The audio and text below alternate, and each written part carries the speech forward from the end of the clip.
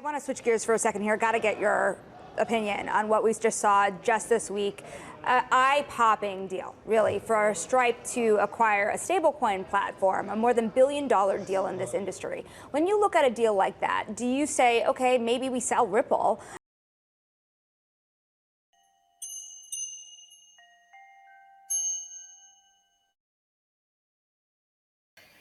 Hey everybody, it's Eddie from Tokyo. This is your cryptocurrency update from Japan. And yes, that is a hot potato question that was thrown at Brad Garlinghouse while he was in DC after he appeared on an interview at the DC FinTech Week, which I clipped up in its full entirety, 28 minutes of it in my last video.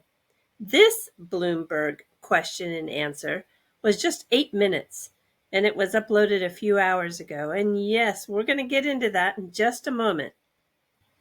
The market is mixed. You're looking at Bitcoin back over 67,000. SWI and Jupiter, two recent additions to my portfolio, are both having strong gains. Woohoo!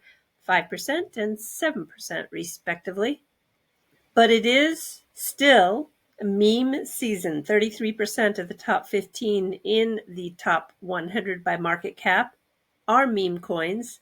And yeah, they're just experiencing some really awesome gains. In fact, Gotsus Maximus is up in the last 24 hours, 26%. On the 7-day, 171%. So this is why you see a lot of people in this meme space. They're in there for these gains. And if you go over to the brand new First Ledger site, which is the first meme site for the XRP Ledger, oh my gosh, the gains in some of those that have been launched are just, have a look. When I launched my experimental token a few days ago, there were only 20 pages of memes. Today, there's 157. Brito, which is named after Arthur Brito, that's the actual profile pic that he uses often. Yeah, it's very interesting that this has emerged currently as the top gainer in all of the coins that have been issued. You can see on the 7-day, it's 370,000% up. With the 24-hour volume change of 45%. Now, if you really dig deep into the pages here, some of the, I would say the majority of them, the volume is just at 0. So it is real gambling. I just don't think you can call it anything else. But what I'd like to see for those mathematicians out there, I'd like to see some numbers behind this in terms of what are your odds. Yeah, I just love the numbers. So if we've got 157 pages with 10 tokens listed on each page, and we could calculate the percentages. I mean, look at some of these percentages.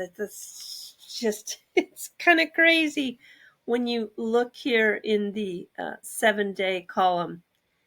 I wonder what the odds are that you're going to hit on one of these compared to, let's say, if you go to Las Vegas and you're putting in your time at a 21 table or a roulette table. I don't know. I'd really like to know mathematically what the actual odds are.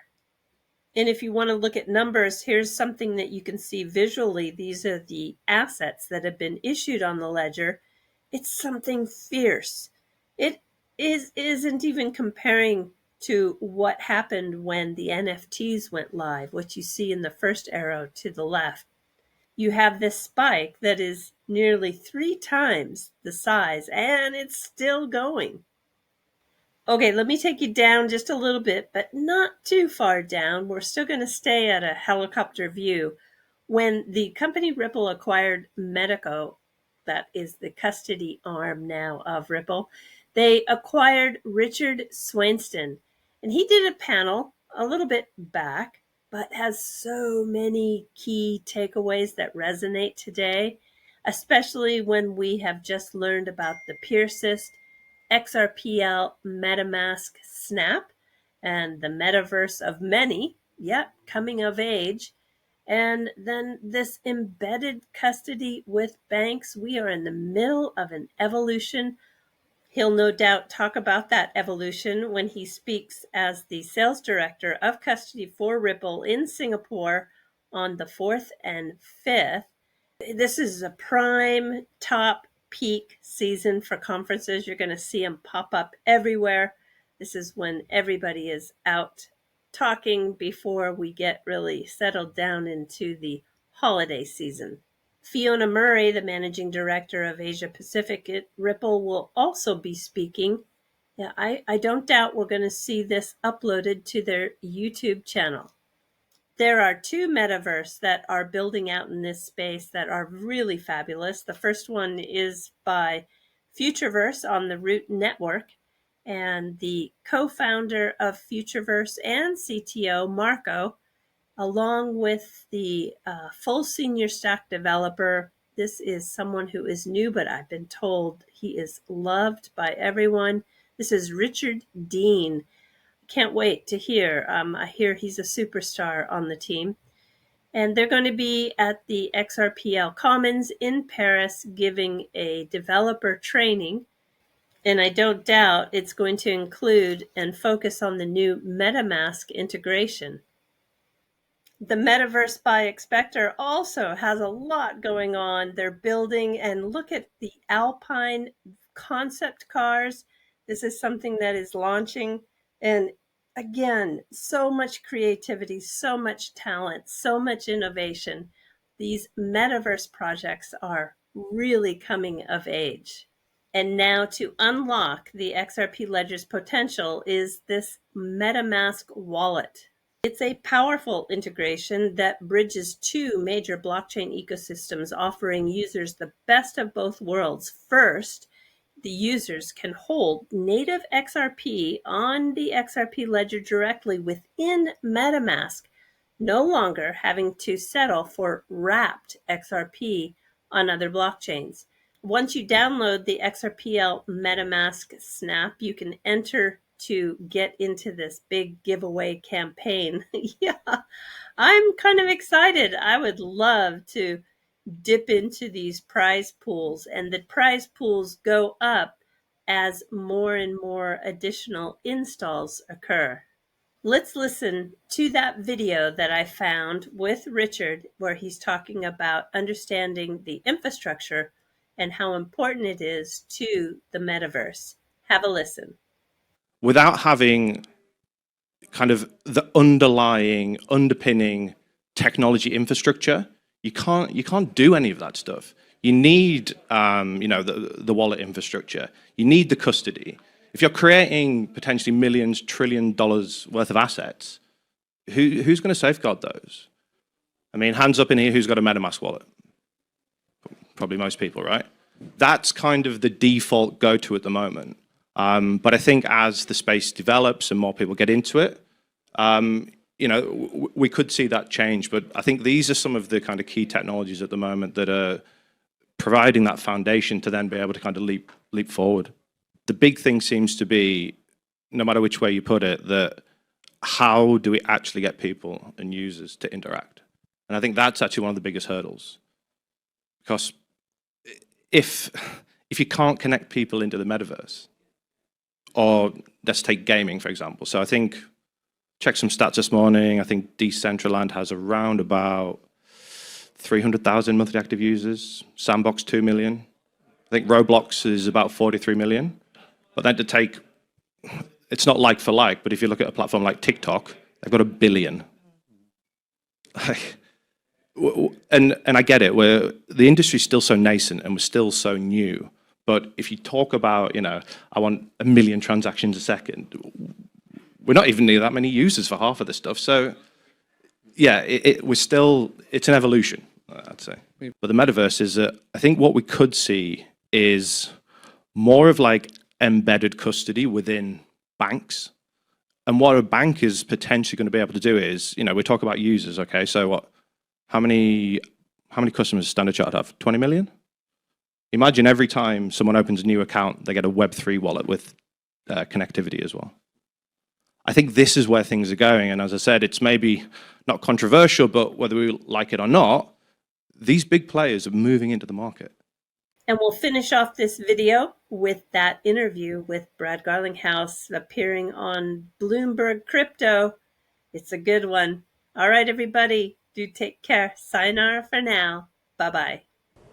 It's a great way to get into our next guest, Ripple CEO Brad Garlinghouse, of course, one of the companies we named when it came to the involvement in this election cycle. And Brad, you know, it's interesting because your co-founder, Chris Larsen, has given a lot of money to the Harris campaign. You had just told us a little bit ago that you are fiercely independent. And so when you think about the differences in the candidates and how they might approach crypto, what do you really know, particularly because the Harris campaign has been far more vague? Well, I think there's one thing I feel very confident about, and that is the Biden administration's approach to regulation of the crypto industry. That is coming to an end for sure. And I think no matter where this plays out at the presidential level, we'll have a more constructive engagement with this industry. It's a critical industry, it's an innovative technology, and I think the United States should be at the forefront and leading, as we did with the Internet of Information. I think we'll get there. As I said yesterday at the Philadelphia Federal Reserve, I think Gary Gensler's reign of terror on the crypto industry is going to come to an end very soon. Brad, in your view, does it matter if Kamala Harris is president come January 20th or Donald Trump is president come January 20th? What's better for you? What's better for Ripple? Well, I've taken a very neutral point of view. For the crypto industry, I think it's clear that the Republicans at a macro level have been more proactive in saying this is an industry that needs clear regulation. You have seen a Republican-led bill in the House pass with 71 or 72 Democrats crossing the aisle to support that in a very bipartisan way. So I think we have seen a more Republican-centric, but I also think you've seen indications that the Harris campaign wants to reset some of the very flawed approaches that the Biden administration has had with the crypto industry and other parts of technology. So what I'm optimistic about is we're going to see a change. We're going to see a reset. And I think we need that at the federal level. The United States, there's no question, the United States is behind other leading countries like the UK, like Switzerland, like Singapore, like Japan, that are way ahead in providing constructive and clear regulation and rules of the road for this industry. Brad, I also want to kind of switch gears here and talk about another milestone, let's call it, for XRP, which is this idea that you have asset managers now filing for ETFs tied to it, started by Bitwise. What is the prospect of having that spot ETF tied to XRP anytime soon, and what do you think it'll mean for the price of XRP? Look, I think we clearly are seeing ETFs have been popular. You know, the United States SEC was dragged kicking and screaming to approve the Bitcoin ETF in January. I think you've seen about $17 billion flow into that ETF. I think it's the fastest growing ETF in history. It's very clearly demonstrating there's demand from institutions, there's demand from retail to access this asset class. So the XRP interest has grown. You've seen 2 or 3 ETF filings happen around XRP. And to me, it's just inevitable. You're going to see not just Bitcoin and ETH, you're going to see an XRP ETF. You're starting to see there's a filing around a basket ETF that has, I think, 5 or 6 cryptos in it, which I think also makes a lot of sense. But it also is just part of the trend of more and more institutionalized participation in the crypto industry. So I think we're going to continue to see that. And I do think it creates upward pressure on the prices for many different cryptos, including XRP. The flows into the Bitcoin ETFs have been pretty remarkable. Not so remarkable have been flows into the ETH ETFs. What indication do you have, Brad, that there actually is demand for an XRP ETF? Well, I would disagree that there's not, the ETH ETF, I think, has done exceptionally well. It hasn't done as well as Bitcoin, but if you look at the kind of market dominance of Bitcoin compared to ETH, the ratio is about the same in terms of the ETF participation. Obviously, the ETH ETF is newer. So I actually think the ETH ETF has done very well.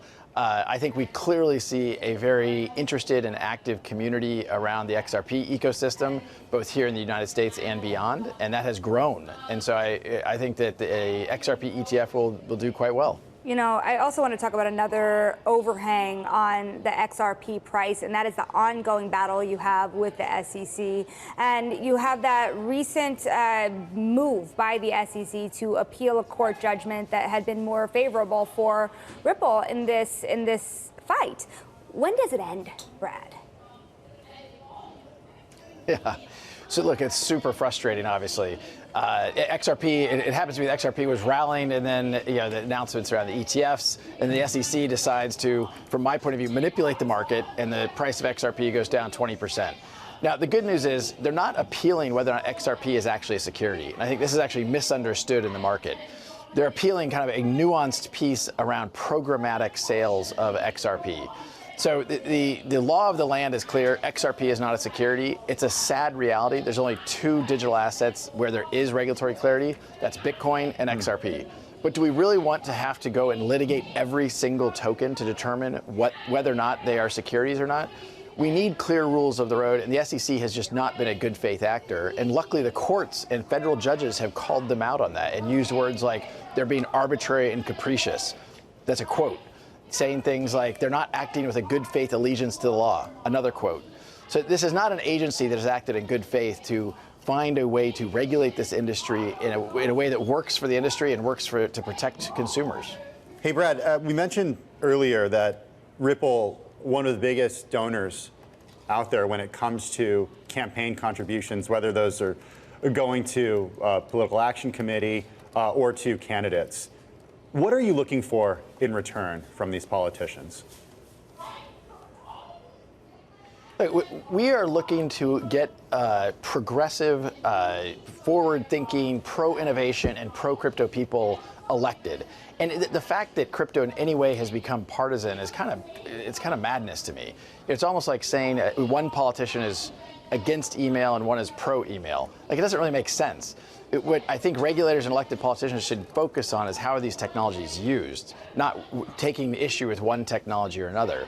So we have gotten active because we've had such a hostile environment here in the United States. And again, I'll contrast that with we've had a massively growing business outside the United States in markets where regulators and elected officials have engaged and created clear rules of the road. So we've been actually very happy and excited about how that has played out. And I think we're seeing pro-innovation, pro-technology, pro-consumer protection candidates get elected over candidates who really have had backwards views of, and frankly, spreading misinformation and lies about how crypto is being used. Brad, I want to switch gears for a second here. Got to get your opinion on what we just saw just this week.